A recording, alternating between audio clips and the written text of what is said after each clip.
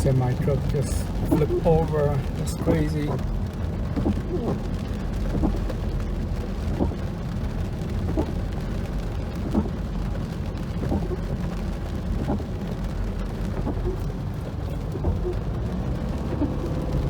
So more than 30 minutes traffic block.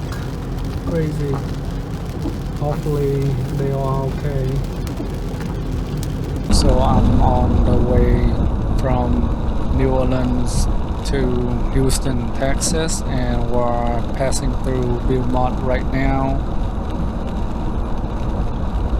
down to a dead stop traffic for 39 minutes waiting.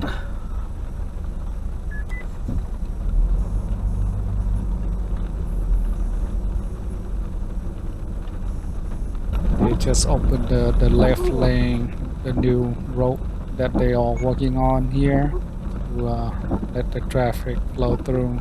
So the rain caused the semi truck to hit the divider and lost control, flipped the truck sideways, blocked the entire traffic. I hope the driver is okay. Please drive safe, guys, when it's raining. Please like, share, and subscribe to my channel. Bye bye.